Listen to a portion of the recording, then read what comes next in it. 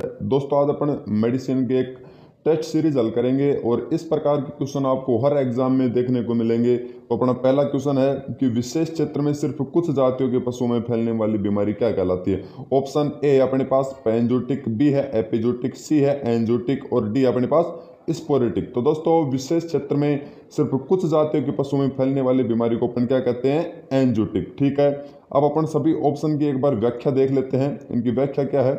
तो दोस्तों पैंजोटिक बीमारी क्या होती है, यह बीमारी एक देश से दूसरे देश में फैलती है। एग्जाम्पल देखें तो अपन जैसे इन्फ्लुएंजा है, अपना कोरोना है जो वर्तमान में चल रहा है। ठीक है, फिर अपना ऑप्शन था बी एपिजोटिक। तो दोस्तों एपिजोटिक क्या होता है, वह बीमारी जो एक बड़े क्षेत्र में बड़ी संख्या में पशुओं में फैलती है।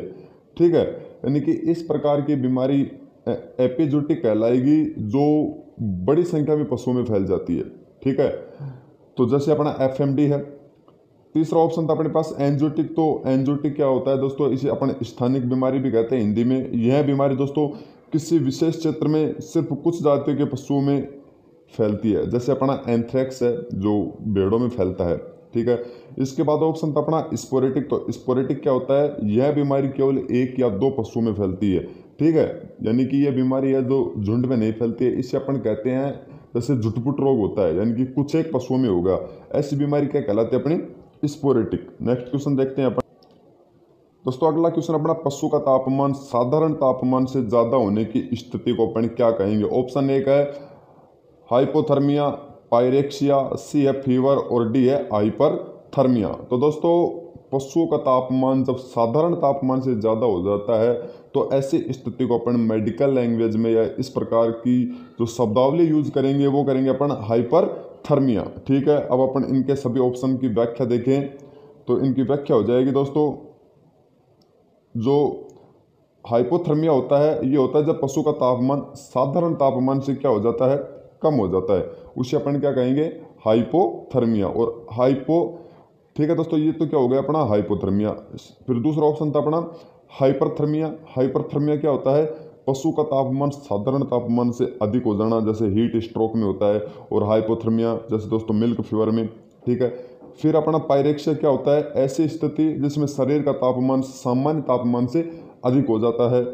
ठीक है, ऐसी स्थिति को अपन क्या कहेंगे, पायरेक्सिया।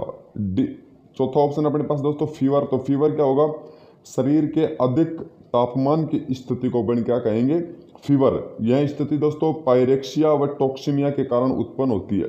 ठीक है दोस्तों, देखने में आपको सभी एक समान लग रहे हैं लेकिन ये दोस्तों सभी अलग अलग है। ठीक है, अगला क्वेश्चन अपना श्वास पूर्ण रूप से बंद होने की स्थिति को क्या कहते हैं। ए है ओलिगोपोनिया, बी है पोलिपोनिया, सी है हाइपरपोनिया और डी है यूपेनिया और ई ऑप्शन दोस्तों इसमें दिया गया है एपोनिया। दोस्तों इसमें 5 ऑप्शन इसलिए बनाए गए हैं क्योंकि ये सभी एक दूसरे के समतुल्य हैं और पढ़ने में भी दोस्तों ये एक समान लगते हैं अपन को। तो दोस्तों श्वसन का पूर्ण रूप से बंद हो जाने की स्थिति को अपन क्या कहेंगे, एपोनिया। अब अपन इनकी व्याख्या देखें तो दोस्तों इनकी व्याख्या है, सबसे पहला अपना ओलिगोपोनिया। तो ओलिगोपोनिया क्या होता है, श्वसन दर कम होने की स्थिति को अपन क्या कहेंगे, ओलिगोपोनिया। जैसे कि फेफड़ों की कोई बीमारी हो जाती है या अपन किसी पशु को सर्दी से यानी कि ठंडे मौसम से अपन गर्म मौसम में ले जाते हैं, यानी कि धूप से अपन छाया में ले जाए या छाया से धूप में अगर पशु को ले जाते हैं तो ऐसी स्थिति में दोस्तों अगर पशु की श्वसन दर कम हो जाती है, ऐसी स्थिति को अपन क्या कहेंगे, ओलिगोपोनिया। ठीक है, फिर अपना पोलिपोनिया। पोलिपोनिया क्या होता है दोस्तों, इसमें श्वसन दर तो बढ़ जाती है लेकिन सांस लेने की जो गहराई है अपनी वो कम हो जाती है। जैसे पर्वतारोही जब दोस्तों पहाड़ों पर चढ़ते हैं तो वहाँ पर ऑक्सीजन लेवल कम होने के कारण दोस्तों शरीर में जितनी ऑक्सीजन की आपूर्ति होती है वो नहीं हो पाती है। ठीक है, ऐसी स्थिति में उनकी जो श्वसन दर है वो तो बढ़ जाती है लेकिन दोस्तों जितनी ऑक्सीजन उनको आवश्यकता होती है, जितनी ऑक्सीजन की वो नहीं मिल पाती है। ठीक है, फिर था अपना हाइपरपोनिया। हाइपरपोनिया क्या होता है दोस्तों, श्वसन दर का बढ़ जाना। ठीक है, इसे अपन ट्रेकिपोनिया भी कहते हैं। यूपोनिया क्या होता है दोस्तों, सामान्य श्वसन होता है, उसको अपन कहते हैं यूपेनिया। ठीक है, एपोनिया क्या होता है, श्वसन का पूर्ण रूप से बंद हो जाना। अगला क्वेश्चन लेते हैं अपन दोस्तों। अगला क्वेश्चन अपना मसूड़ों में सूजन को क्या कहते हैं, यानी कि पशु के मसूड़ों में सूजन आना क्या कहलाता है। ए ऑप्शन अपना ग्लोसाइटिस। ठीक है, बी है ओडेंटोटाइटिस, सी अपना किलोलाइटिस और डी अपना जिंजाइटिस। तो दोस्तों मसूडों में सूजन वाला क्या क्या कहलाता है? जिंजाइटिस। ऑप्शन नंबर डी है दोस्तों इसका सही आंसर हो जाएगा। अब अपन देख लेते हैं इसकी व्याख्या। तो दोस्तों पहला था अपना ग्लोसाइटिस क्या होता है? जीभ में सूजन आना क्या कहलाता है? ग्लोसाइटिस। दूसरा ऑप्शन था अपने पास ओडेंटोटाइटिस। ओडेंटोटाइटिस क्या होता है? दांतों में सूजन आना। ठीक है। तीसरा ऑप्शन था अपने पास किलाइटिस यानी कि होठों में सूजन आना। और लास्ट ऑप्शन था अपने पास जिंजाइटिस। तो जिंजाइटिस क्या होता है? मसूड़ों में सूजन का आना। ठीक है दोस्तों, अगला क्वेश्चन अपने पास, एक्यूट रोग की अवस्था में पशु कितने दिन बीमार रहता है? यानी कि एक्यूट रोग की अवस्था कितने दिन तक रहती है? पहला ऑप्शन है 2 से 48 घंटे तक, बी है 2 से 4 सप्ताह तक, सी है 3 से 14 दिन तक और डी है उपरोक्त में से कोई नहीं। तो दोस्तों एक्यूट रोग होता है उसमें पशु की बीमारी तो जल्दी, यानी कि पशु है वो अपना बीमार तो जल्दी हो जाता है, लेकिन पशु लंबे समय तक उस बीमारी से ग्रसित रहता है, यानी कि अर्थात 3 से 14 दिन तक लगातार दोस्तों वो रोग पशु में बना रहता है। और ऐसा रोग क्या कहलाता है दोस्तों? एक्यूट रोग। तो इसका ऑप्शन नंबर सी है वो इसका राइट हो जाएगा। अब अपन ऑप्शनों की एक बार व्याख्या देख लेते हैं। दोस्तों पहला ऑप्शन था अपने पास प्री एक्यूट। प्री एक्यूट क्या होता है? वह रोग जो अचानक होता है तथा बिल्कुल कम समय में, यानी कि 2 से 48 घंटे के अंदर ही पशु की क्या हो जाती है? मृत्यु हो जाती है। जैसे अपना एंथ्रेक्स, रिंडरपेस्ट रोग। ठीक है। सब एक्यूट रोग क्या होता है? इस प्रकार का रोग एक्यूट रोग से कम खतरनाक होता है। ठीक है। और इसकी अवधि है वो 2 से 4 सप्ताह तक रहती है। ठीक है। ऐसे रोग क्या होते हैं? सब एक्यूट। फिर अपना क्रोनिक। क्रोनिक दोस्तों जो लंबे समय तक चलता है रोग, जैसे अपनी टीबी है। एक्यूट रोग क्या होता है दोस्तों? यह रोग पशु में अचानक होता है, जबकि इस रोग में दोस्तों पशु 3 से और 14 दिन तक लगातार बीमार रहता है, जैसे अपना एफएमडी। दोस्तों अगला क्वेश्चन अपना, पित्त की थैली में पथरी होने के कारण पेट में होने वाला दर्द क्या कहलाता है? यानी कि किसी भी पशु है उसके अगर पित्त की थैली में पथरी हो जाएगी तो उस पित्त की थैली की पथरी के कारण पशु के जो पेट में दर्द होगा उसको अपन क्या कहेंगे? पहला ऑप्शन अपने पास रीनल कोलिक, बी है यूटेराइन कोलिक, सी है इम्पैक्टिव कोलिक और डी है अपने पास बिलियरी कोलिक। तो दोस्तों पित्त की थैली में अगर पथरी होती है उसके कारण अगर पशु के पेट में दर्द होता है तो इस प्रकार के दर्द को अपन क्या कहेंगे? Biliary colic. Option number D है इसका सही हो जाएगा। अब अपन एक बार इनकी व्याख्या देख लेते हैं। सबसे पहला अपने पास रीनल कोलिक क्या होता है दोस्तों? वृक्क में पथरी या ट्यूमर होने के कारण जो दर्द होता है। ठीक है। ऐसे दर्द को अपन क्या करेंगे? Renal colic. यूटेराइन कोलिक क्या होता है दोस्तों? तो दोस्तों यूटेराइन कोलिक क्या होगा? जब यूट्रस की अगर कोई बीमारी हो जाती है या गर्भ में अगर बच्चा पल रहा है उस स्थिति में अगर दर्द होता है तो उसे अपन क्या कहेंगे? Uterine colic. तीसरा अपने पास इम्पैक्टिव कोलिक क्या होता है? पशु द्वारा अधिक मात्रा में खमीर या किण्वीकृत चारा खा लेने के कारण जो दर्द होगा उसे अपन क्या कहेंगे? इम्पैक्टिव कोलिक।